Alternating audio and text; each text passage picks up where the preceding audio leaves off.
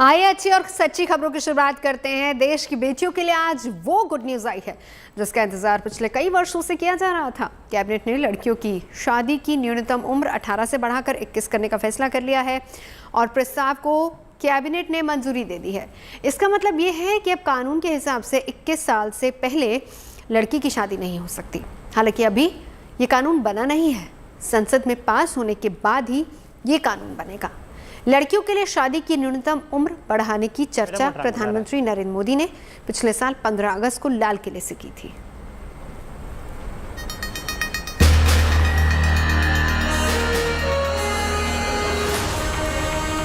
बेटियों में कुपोषण खत्म हो, उनकी शादी की सही आयु क्या हो, इसके लिए हमने कमेटियां बना की रचना की है। उसका रिपोर्ट आते ही बेटियों की शादी की उम्र के बारे में भी उचित फैसले लिए जाएंगे। बेटियों की सेहत को ध्यान में रखते हुए टास्क फोर्स की रिपोर्ट आ गई है और जैसा कि प्रधानमंत्री ने ऐलान किया था कि रिपोर्ट के आधार पर सरकार ने लड़कियों की शादी की उम्र 21 साल करने का मन बना लिया है। इस तरह शादी को लेकर लड़के और लड़कियों की उम्र में जो अंतर है वो खत्म हो जाएगा। लड़कियों के लिए शादी की न्यूनतम उम्र जो अभी तक 18 थी उसे 21 साल कर दिया जाएगा। कैबिनेट ने इस प्रस्ताव को मंजूरी दे दी है। शादी के लिए लड़कियों ने उम्र बढ़ाने के मुद्दे पर बहस पिछले कुछ वर्षों से हो रही थी। शादी की न्यूनतम उम्र कम होने से सबसे बड़ी चिंता उनके कुपोषण को लेकर थी। जाहिर है, कम उम्र में शादी होने से बेटियों की पढ़ाई लिखाई और करियर पर असर पड़ता है। इसलिए सरकार ने लड़कियों के लिए भी शादी की न्यूनतम उम्र 21 साल करने का फैसला किया है। कहने की जरूरत नहीं है कि इसका असर बेटियों के समग्र विकास पर पड़ेगा। असल में सरकार ने जया जेटली की अध्यक्षता में एक टास्क फोर्स का गठन किया था। जून 2020 में बने इस टास्क फोर्स को मां बनने की उम्र, मातृ मृत्यु दर और पोषण स्तर में सुधार पर अपनी रिपोर्ट देनी थी। इस टास्क फोर्स में नीति आयोग के सदस्य डॉक्टर वी.के. पॉल भी शामिल थे। अपनी रिपोर्ट में टास्क फोर्स ने लड़कियों के लिए शादी की न्यूनतम उम्र 21 साल करने की सलाह दी। टास्क फोर्स ने माना कि विवाह में देरी होने से बेटियों के आर्थिक, सामाजिक और स्वास्थ्य पर सकारात्मक प्रभाव पड़ेगा। स्पोर्ट्स के नतीजे हो या ओलंपिक का मैदान, हमारी बेटियां आज अभूतपूर्व प्रदर्शन कर रही है। आज भारत की बेटियां अपना स्पेस लेने के लिए आतुर है। टास्क फोर्स ने सुझाव दिया कि शादी के लिए लड़कियों की उम्र न्यूनतम 21 साल करने के फैसले को समाज स्वीकार करे। इसके लिए जन जागरूकता अभियान चलाया जाए।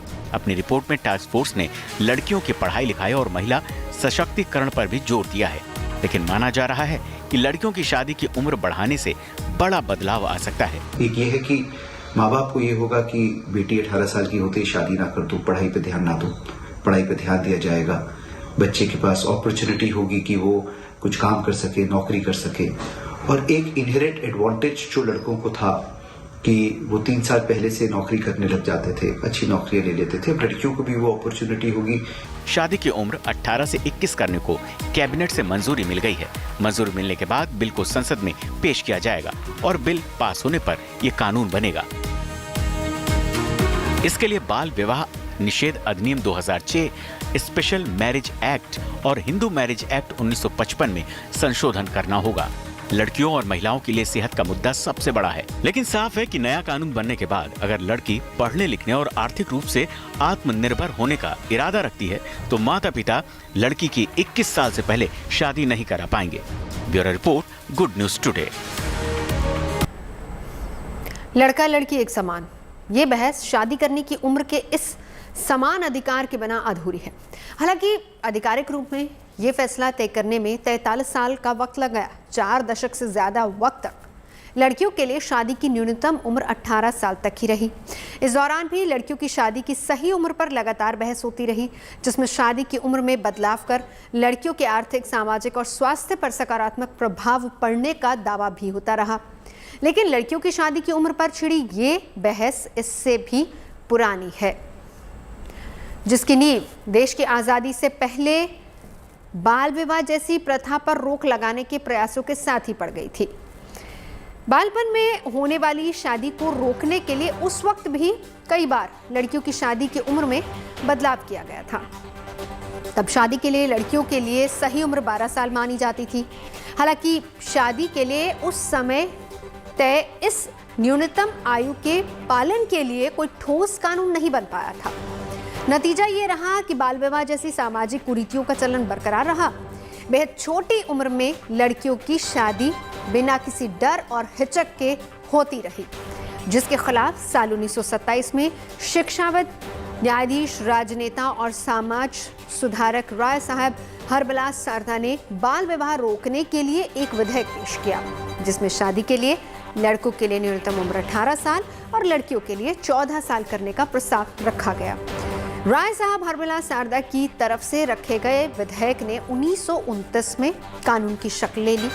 उस कानून को सारदा एक्ट के नाम से जाना जाता है। उस वक्त सारदा एक्ट का आना बहुत बड़ी बात थी, इसीलिए समाज के कुछ तबकों से इसका विरोध भी हुआ। हालांकि सारदा एक्ट बिना दांतों वाले सांप की तरह ही साबित हुआ था, क्योंकि सारदा एक्ट में सजा का प्रावधान बहुत ही कम था, जिसमें 15 दिन की जेल की सजा और 1000 रुपए जुर्माना, या फिर कहें कि दोनों हो सकते थे। लेकिन इस सजा के इस प्रावधान को भी ब्रिटिश सरकार ने सख्ती से पालन ही नहीं करवाया, और उसकी सबसे बड़ी वजह थी कि भारत में बाल विवाह की जड़ें बहुत गहरी समाई हुई थी। इसीलिए सारदा एक्ट ठीक से लागू हो ही नहीं पाया। सारदा एक्ट बनने के लिए 49 साल बाद, यानी कि साल 1978, सारदा एक्ट बनने के 49 साल बाद 1978 में पहली बार इसमें बदलाव हुआ, संशोधन किया गया, और इसके बाद लड़कों के लिए जो शादी की न्यूनतम उम्र तय की गई थी वो 21 साल और लड़कियों के लिए 18 साल हो गई। लेकिन फिर भी कम उम्र में लड़कियों की शादी जारी रही और उस वक्त कानून उसको रोक नहीं पाया। तमाम खामियों को दूर करने के लिए साल 2006 में सारदा एक्ट की जगह बाल विवाह रोकथाम कानून लाया गया, जिसके जरिए कानून को और ज्यादा सख्त बनाने की कोशिश की गई, और इस कानून में बाल विवाह कराने वालों के खिलाफ सजा का प्रावधान कर दिया गया, जिसमें 2 साल जेल की सजा और 1 लाख रुपए के जुर्माने का प्रावधान शामिल किया गया। लेकिन अब एक बार फिर से बाल विवाह रोकथाम कानून में बदलाव की तैयारी हो रही है। केंद्रीय कैबिनेट ने लड़कियों की शादी की न्यूनतम आयु को बढ़ाने से जुड़े प्रस्ताव को मंजूरी दे दी है, और जल्दी ही इससे जुड़ा बिल भी संसद में पेश किया जाएगा, जहां से पास होने के बाद शादी के लिए लड़कियों की न्यूनतम आयु के लिए नई शर्त होगी, और उसका उल्लंघन करने पर पहले की ही तरह सख्त सजा हो सकती है।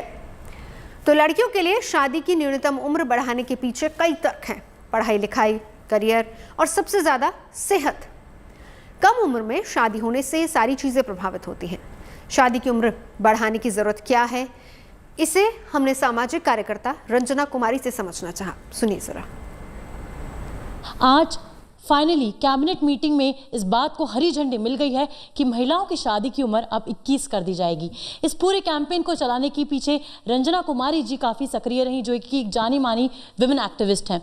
रंजना कुमारी जी, क्यों इस फैसले की ज़रूरत पड़ी और इससे समाज में क्या बदलाव आएगा? देखिए, बहुत अच्छा फैसला है, बहुत पहले होना चाहिए था। हम इस फैसले का स्वागत करते हैं।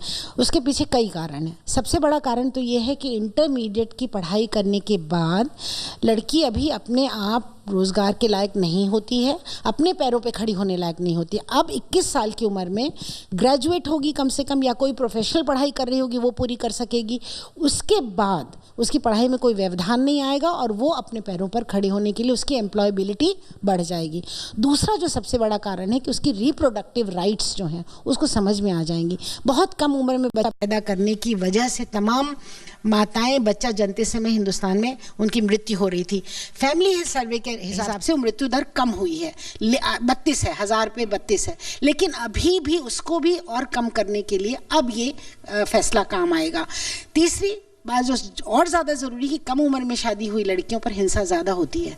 परिवार के अंदर वो कुछ बोल नहीं पाती हैं, कुछ अपने हक अधिकार समझती नहीं है, तो वो भी हर हालत में कम होगा। और साथ साथ फैसला लेंगे, कहीं का कानून नहीं है, दुनिया में कहीं नहीं होता है कि लड़का बड़ा हो और लड़की कम उम्र की हो। तो अभी तक हम जो देखते आ रहे थे वो ये था कि लड़के की शादी की उम्र 21 थी और लड़की की उम्र 18 थी, और अब लड़की की उम्र भी 21 कर दी गई है। तो इसके पीछे का कारण क्या है? देखिए, कारण तो यही है कि बराबर रहें, लड़का लड़की, लड़की छोटी उम्र की क्यों होगी, वैसे ही पति को प्रधान और पंत और पता नहीं क्या क्या बना दिया जाता है, और उसके बाद और तो और उम्र में भी बड़ा, तो बड़े हैं तो फैसला वो करेंगे हर चीज़ में। तो ये बात बिल्कुल गलत है, और अन्याय के पीछे, लड़कियों के साथ हो रहे जो विभेद के पीछे ये बहुत बड़ा कारण है, और शादी में हो रही हिंसा के पीछे बहुत बड़ा कारण है। देखिए, फैमिली हेल्थ सर्वे में ये बात भी सामने आई कि कम से कम 50% कई राज्यों में ऐसी लड़कियां हैं, महिलाएं हैं शादीशुदा, जिन पर ज़रूर हिंसा हुई है। अब ये कैसा समाज है जहाँ की शादी छोटी उम्र में कर दो और बाद में फिर उस पर हिंसा करो, उसको डराओ धमकाओ, उसके साथ दुर्व्यवहार करो। ये गलत हो रहा था, और इस पर भी नियंत्रण और रोक लगेगी। इसका मतलब कि ये पूरा कानून महिलाओं के सशक्तिकरण की दिशा में एक कदम है।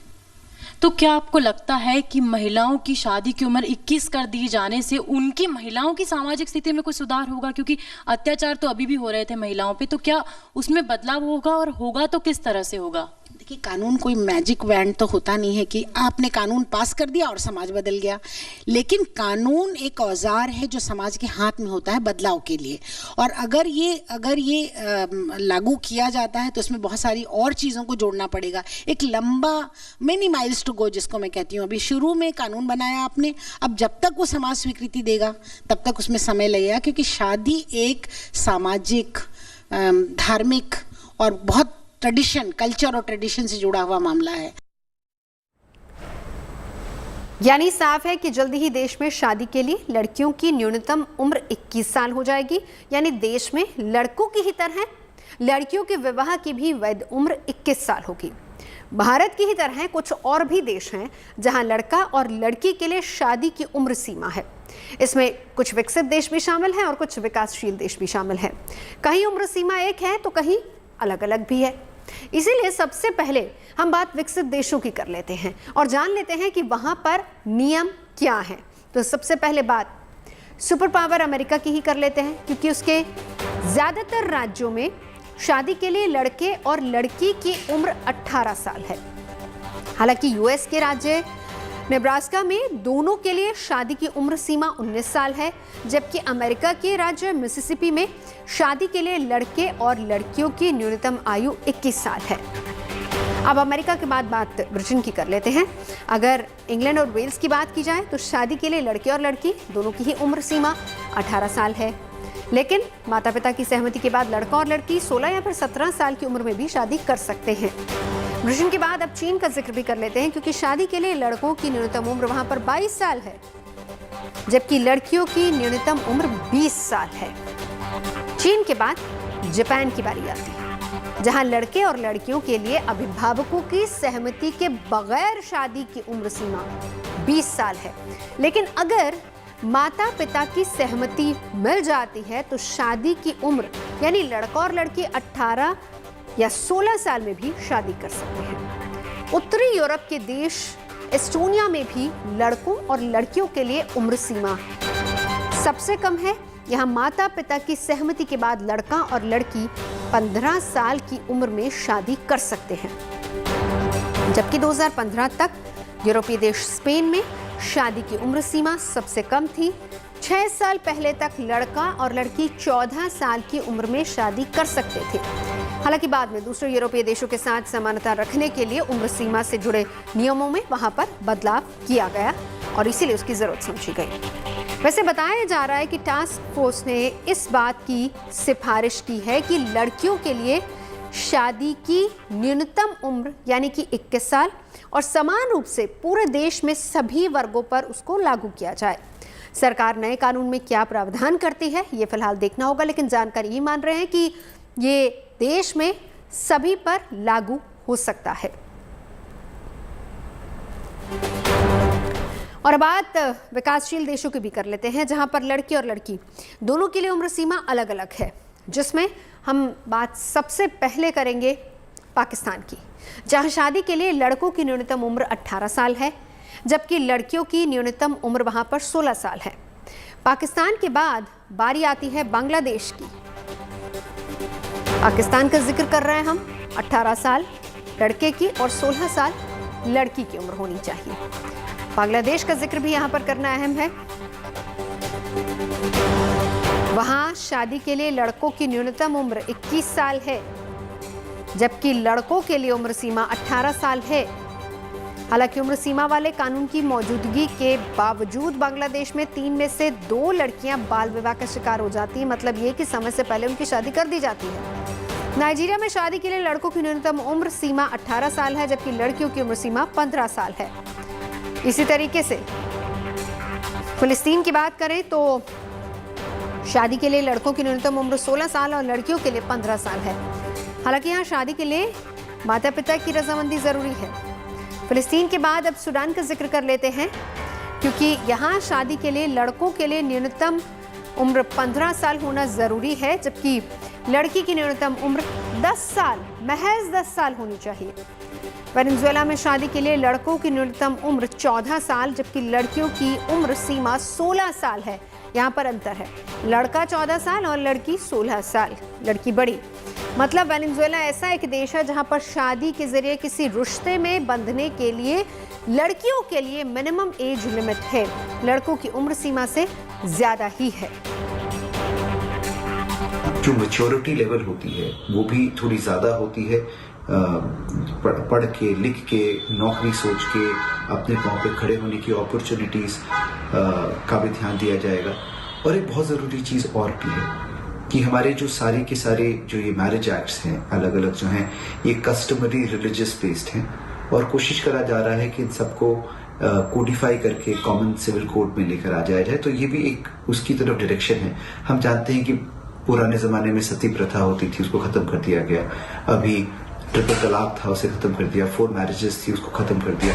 काफी सारी ऐसी चीजें थी जो हर रिलीजन में थी, जो शायद अब उतनी एप्लीकेबल नहीं थी और चेंज हो जानी थी, क्योंकि लेडीज, औरतों को भी उतनी इज्जत देना जरूरी है। तो ये भी जो एक्ट है, ये जो बिल लेकर आ रहे हैं, ये भी एक पॉजिटिव मूव है, लड़कियों के लिए है, लड़कियों के फायदे के लिए है, उनको अपने पांव पे खड़े करने के लिए, उनको नौकरी, उनकी पढ़ाई के लिए ये बहुत जरूरी है। और अब ओमिक्रॉन की खबर ले लेते हैं। कोरोना के नए वेरिएंट ओमिक्रॉन की रफ्तार न सिर्फ दुनिया में बल्कि देश में बहुत तेजी से बढ़ रही है। दक्षिण अफ्रीका और ब्रिटेन जैसे देशों में संक्रमितों की तादाद बहुत ज़्यादा है, लेकिन भारत में भी ओमिक्रॉन अब 11 राज्यों तक फैल चुका है और नए वेरिएंट का मुकाबला करने के लिए सरकारें तैयारी में जुटी हैं। लेकिन ज़रूरत इस बात की ज़्यादा है कि हम सावधान रहें, मास्क पहने, सोशल डिस्टेंसिंग का सख्ती से पालन करें, तभी इस खतरे का सामना किया जा सकता है।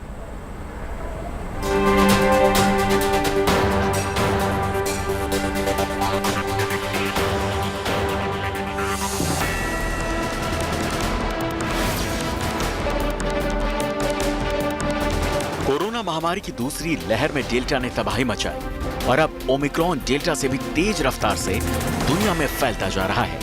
डेल्टा के मुताबिक ओमिक्रॉन से खतरा कम है, लेकिन ये वेरिएंट तीसरी लहर ला सकता है, इसलिए तबाही से पहले ही सावधान होना जरूरी है। दुनिया के 77 से ज्यादा देशों में इस वेरिएंट ने पैर पसार लिए हैं और लगातार मामलों में बढ़ोतरी देखने को मिल रही है। ये हाल केवल विदेशों का नहीं है, हिंदुस्तान में भी ओमिक्रॉन के मामले में तेजी आ रही है। भारत में ओमिक्रॉन का पहला केस 2 दिसंबर को कर्नाटक में आया। तब से अब तक ये वेरिएंट देश के 11 राज्यों तक अपनी पहुंच बना चुका है। देश भर में ओमिक्रॉन के अब तक 78 केस सामने आ चुके हैं, जिसमें महाराष्ट्र में अब तक 32 मामलों की पुष्टि की गई है। तो वहीं दूसरे नंबर पर राजस्थान है, जहां ओमिक्रॉन के करीब 17 मामले सामने आए, और तीसरे नंबर पर देश की राजधानी है दिल्ली, जहां 10 मामले सामने आ चुके हैं। गुजरात में भी ओमिक्रॉन का एक और नया केस आया है, जिसमें राज्य में ओमिक्रॉन संक्रमितों की संख्या बढ़कर 5 हो गई है। देश में पैर पसारते ओमिक्रॉन से वैज्ञानिकों की चिंता बढ़ती जा रही है। विशेषज्ञों का कहना है कि ये वेरिएंट तीसरी लहर ला सकता है। तीसरी लहर के गणित को ऐसे भी समझा जा सकता है कि दूसरी लहर में सबसे ज्यादा प्रभावित राज्यों में नंबर 1 पर महाराष्ट्र रहा, और अब ओमिक्रॉन के मामलों में भी महाराष्ट्र नंबर 1 पर ही है। महाराष्ट्र में ये वेरिएंट सबसे ज्यादा कहर बरपा रहा है। महाराष्ट्र में कुल 8 नए मामले आए और आज 4 नए मामलों की पुष्टि की गई। हालत ये है, मुंबई में लागू धारा 144 को 31 दिसंबर तक बढ़ा दिया गया है। तो वहीं राजधानी दिल्ली में भी पाबंदियां लगा दी गई। दिल्ली डिजास्टर मैनेजमेंट अथॉरिटी यानी DDMA ने नए साल और क्रिसमस में भीड़ को मैनेज करने के लिए 31 दिसंबर तक पाबंदियां लगा दी गई हैं। यानी बार, रेस्तरां और सांस्कृतिक समारोह में अब केवल 50% लोगों के ही बैठने की इजाजत होगी। 31 दिसंबर चूंकि वो दिन होता है जहां पर सबसे ज़्यादा पब्लिक गैदरिंग्स होती हैं, नए साल का जश्न लोग साथ में मिलकर मनाते हैं। ऐसे में पब्लिक गैदरिंग्स को, पब्लिक पार्टीज़ को पूरी तरह से डीडीएमए ने बैन कर दिया है। साथ ही साथ ये भी गाइडलाइंस जारी की है कि पब्स और बार्स में निर्धारित संख्या में ही लोग अंदर जा सकेंगे। इसके अलावा बात करें हम रेस्टोरेंट्स और होटल्स की, तो रेस्टोरेंट्स, होटल्स में केवल और केवल 50% की सिटिंग कैपेसिटी ही रखी गई है। पूरे विश्व में तांडव मचा रहा ओमिक्रॉन ब्रिटेन और अमेरिका में सबसे ज्यादा कहर बरपा रहा है। ब्रिटेन में एक बार फिर से कोरोना महामारी विस्फोटक रफ्तार से बढ़ रही है। ब्रिटेन में बुधवार को 78,610 नए कोरोना मामले मिले। ओमिक्रॉन वेरिएंट के खतरे के बीच ये अब तक के सबसे ज्यादा मामले हैं। इससे पहले ब्रिटेन में कोरोना की दूसरी लहर के दौरान जनवरी में एक दिन में करीब 68,000 केस देखने को मिले थे। वहीं अमेरिका में एक दिन में कोविड के केस दोगुने हो गए। साफ है कि ओमिक्रॉन दुनिया में कोरोना के डेल्टा वेरिएंट से भी ज्यादा तेजी से फैल रहा है और ये खतरे का संकेत है। और इस खतरे से बचने के लिए जरूरी है कि कोरोना प्रोटोकॉल का पालन किया जाए। Bureau report, good news today. यानी पूरी दुनिया की तरह भारत भी कोरोना महामारी से त्रस्त हो चुका है। पिछले 2 साल से एक ही तरह के संकट से जूझते हुए हालात यहाँ भी बोझल हो चुके हैं। कोरोना संक्रमण की दूसरी लहर के कमजोर पड़ने के महीनों बाद भी लगातार संक्रमण के मामले सामने आ रहे हैं और नतीजा यह है कि भारत में संक्रमण के कुल मामलों की संख्या 3,47,00,000 से ज्यादा हो चुकी है, जिनमें इलाज करवा चुके मरीज यानी कि सक्रिय मामलों की संख्या करीब 87,000 से ज्यादा ही रह गई है। हालांकि यही भारत के लिए मुश्किल भी खड़ी हो सकती है, क्योंकि कोरोना संक्रमण से रिकवरी ज्यादातर लोग ये मानकर चल रहे हैं कि शायद दोबारा उन्हें इस संक्रमण से जूझना ना पड़े, जबकि हकीकत इससे बिल्कुल उलट है। ओमिक्रॉन वेरिएंट से संक्रमित होने का खतरा उन पर भी मंडरा रहा है जो किसी और वेरिएंट से भी संक्रमित हो चुके हैं। कई देशों में या कहें कि कई देशों की तरफ से ट्रैवल बैन समेत कई पाबंदियां झेल रहे साउथ अफ्रीका में ऐसे लोग दोबारा संक्रमित हो रहे हैं जिनमें कोरोना के दूसरे वेरिएंट की वजह से संक्रमण के लक्षण पहले मिल चुके थे। वक्त पर मिले इलाज की वजह से वो पूरी तरह से ठीक हो चुके थे, लेकिन फिर भी ओमिक्रॉन के इस नए वेरिएंट ने उन्हें अपने चंगुल में ले लिया। ऐसे हालात का सामना करने वाला दक्षिण अफ्रीका पहला देश नहीं है।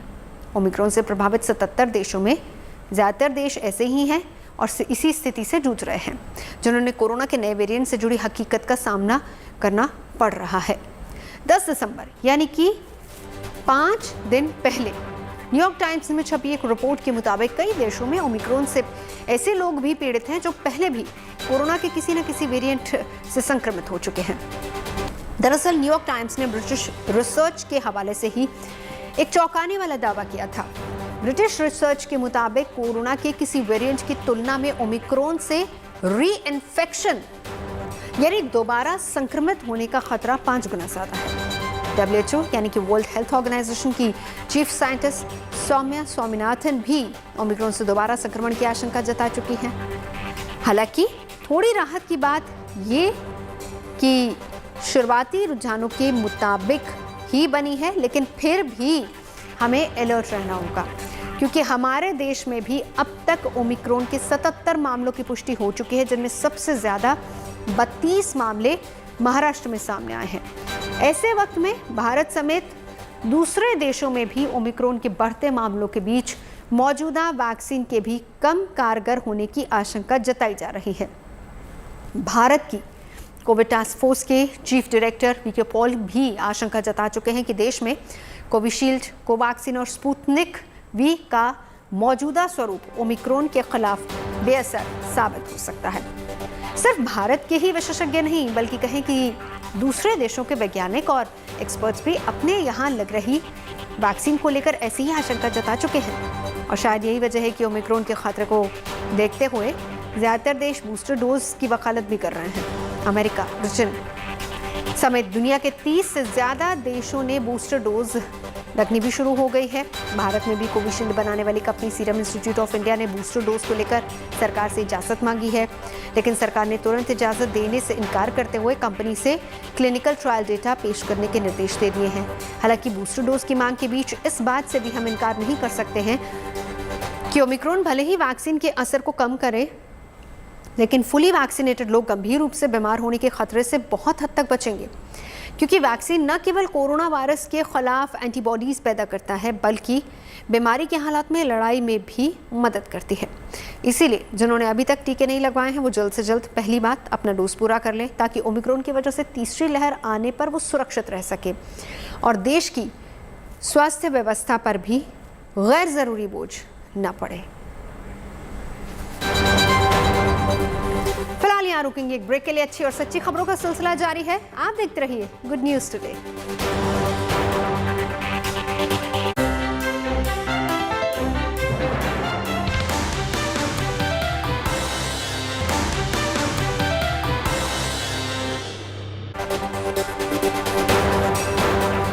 और अब आपको सरकार के एक और फैसले के बारे में हम बता देते हैं। वोटर आई कार्ड से आधार कार्ड को लिंक करने के मसौदे यानी कि ड्राफ्ट को कैबिनेट ने मंजूरी दे दी है और दोनों कार्ड्स के लिंक होने से फायदा ये होगा कि चुनाव में फर्जीवाड़ा खत्म हो जाएगा। लेकिन ये आपके ऊपर है कि आप दोनों कार्ड्स को यानी कि आधार और वोटर ID कार्ड को लिंक कराना चाहते हैं या फिर नहीं। सरकार ने फैसला क्यों किया है, पहले आप इसे समझिए और फिर हम आपको बताएंगे कि इसके फायदे या नुकसान क्या है।